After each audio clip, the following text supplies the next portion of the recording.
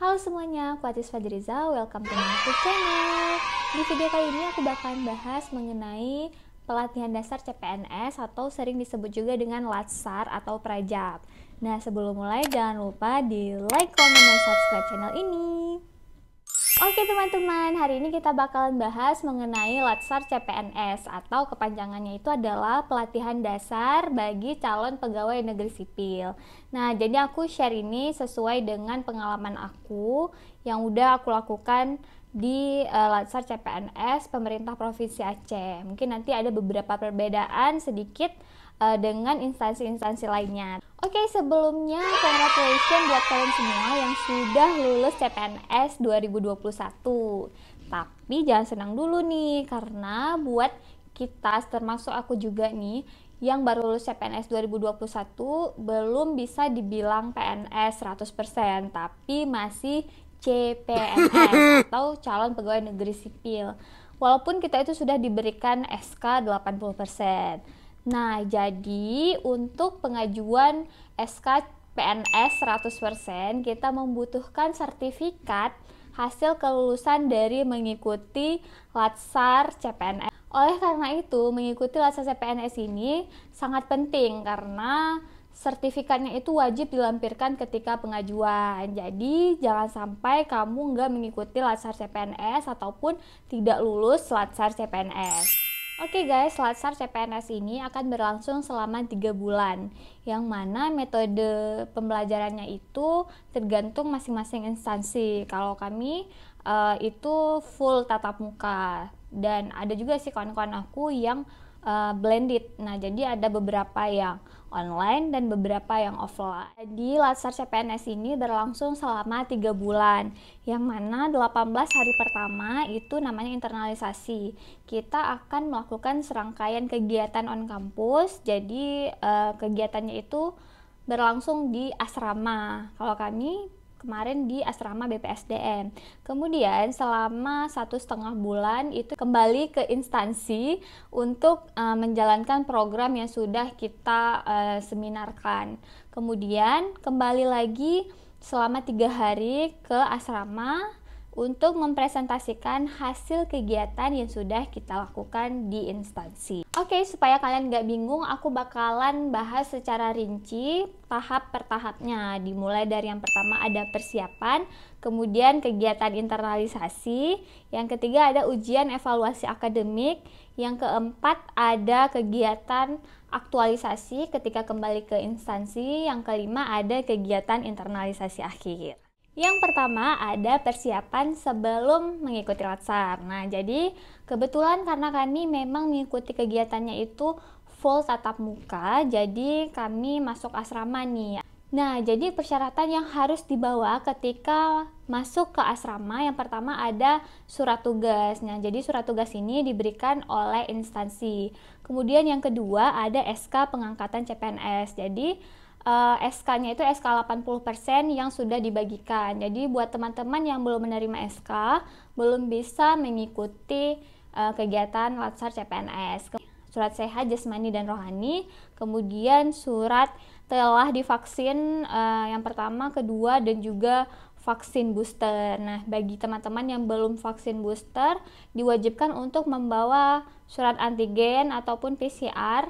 Yang lagi hamil itu wajib membawa surat pernyataan hamil, kemudian pas foto. Untuk persyaratan lain seperti pakaian, aturan penggunaan name tag, PIN Korpri, dan lain-lainnya akan diarahkan oleh panitia sesuai dengan instansi masing-masing. Jadi untuk teman-teman yang tidak bisa mengikuti Latsar CPNS di periode ini, bisa diberitahukan kepada panitia dan beritahu alasannya sehingga bisa diajukan kembali ke Latsar CPNS periode berikutnya. Yang kedua, kegiatan internalisasi. Nah, jadi sesampainya kita di asrama, kita akan diberikan beberapa modul untuk mempermudah pembelajaran. Nah, jadi seperti ini nih, dikasih buku pedoman, kemudian ada beberapa modul. Nah, jadi ini ada modul kolaboratif. Pokoknya modul mengenai nilai-nilai dasar CPNS. Kemudian juga ada diberikan modul Smart ASN. Setiap kegiatan yang berlangsung selama Latsar CPNS itu memiliki batas-batas nilai untuk menentukan kelulusan peserta. Jadi, dipastikan semua peserta wajib mengikuti setiap kegiatannya dari awal hingga akhir. Untuk aspek penilaiannya itu terdiri dari yang pertama ada evaluasi sikap dan perilaku. Nah, jadi evaluasi sikap dan perilaku ini terdiri dari 10%. Kemudian ada evaluasi akademik. Nah, jadi ada nanti ujian tulis. Nah, untuk evaluasi akademik ini nilainya itu sebanyak 20%. Kemudian untuk yang ketiga ada evaluasi aktualisasi. Nah, jadi evaluasi aktualisasi ini terdiri dari seminar rancangan aktualisasi, kemudian kegiatan ataupun melakukan kegiatan yang sudah diajukan itu di instansi masing-masing, kemudian hingga ke paparan hasil dari aktualisasi. Kemudian yang keempat ada evaluasi penguatan kompetensi teknis bidang tugas sebanyak 20%. Oke, berikut aku tampilin rincian kegiatan Latsar CPNS dari pagi hingga malam hari.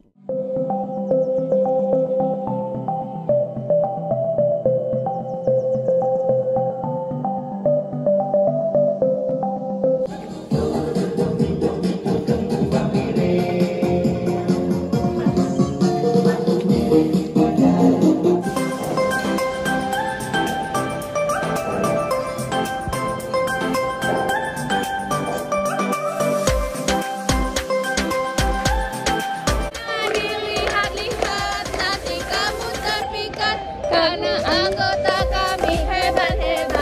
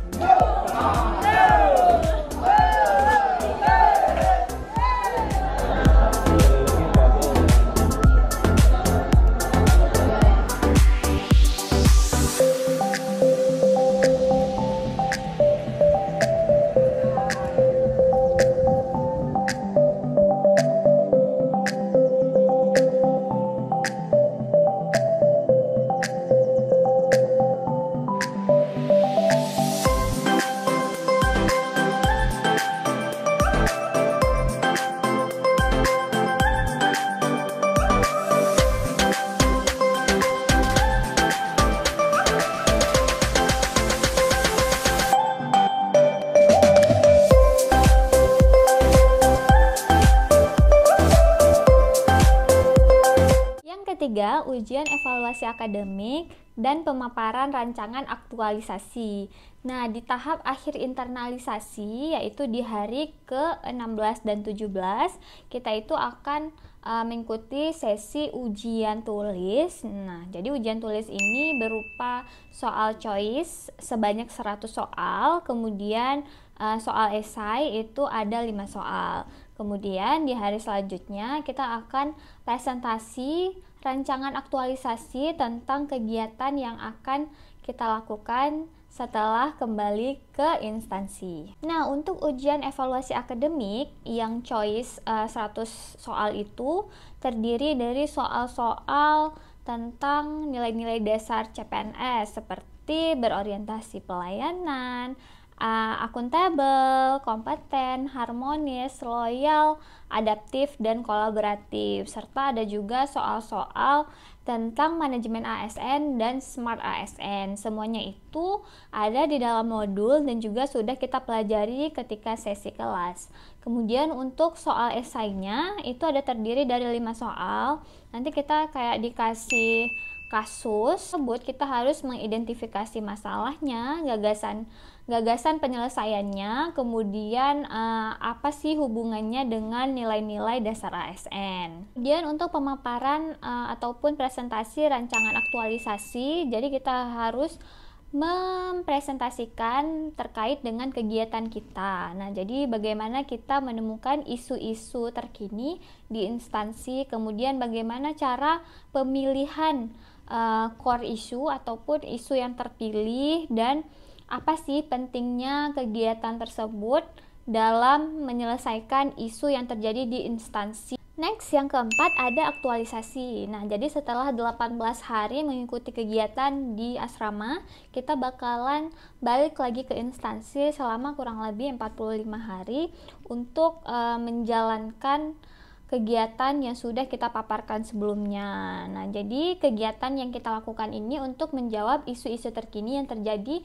di instansi kita. Pastikan untuk mendokumentasikan setiap kegiatan ataupun setiap tahap kegiatan yang sudah kalian lakukan. Nah, jadi kegiatan tersebut bisa dalam bentuk foto dan video. Kalau aku, setiap kegiatan itu pasti ada buktinya seperti foto, video, kemudian dokumen seperti surat persetujuan ataupun surat-surat lainnya yang ditandatangani oleh kepala ruang dan juga kabid ataupun kasih di instansi kita.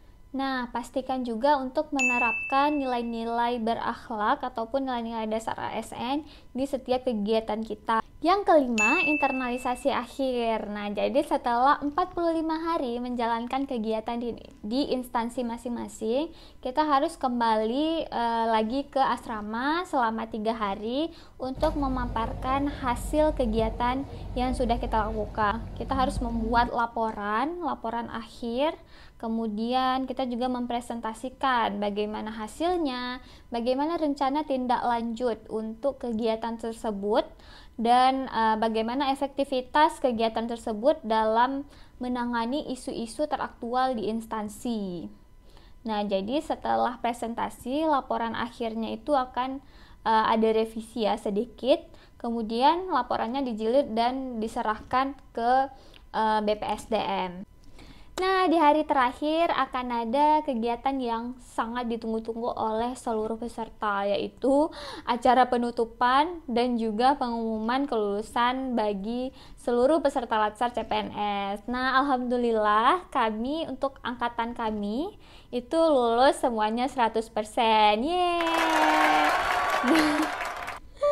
Karena memang kerasa ya, karena kan agak lama tuh kegiatannya selama 3 bulan. Jadi waktu udah selesai itu dan diumumin kalau semuanya itu lulus 100%, kayak senang kali, dan kami tuh kayak kerja keras yang udah kami lakukan selama ini tuh udah terbayarkan. Dan alhamdulillahnya aku juga terpilih menjadi salah satu dari 5 peserta terbaik selama Latsar CPNS. Nah, katanya nih sertifikat ataupun piagam penghargaannya itu bisa dimanfaatkan untuk kenaikan jabatan untuk kedepannya. Nah, itu dia serangkaian kegiatan yang akan dilakukan saat pelatihan dasar calon pegawai negeri sipil. Nah, jadi jangan dijadikan beban ya teman-teman semuanya. Memang terlihat prosesnya itu banyak, tapi dijalanin aja, apapun yang disuruh dilakukan. Kemudian pastinya jaga attitude dan juga have fun.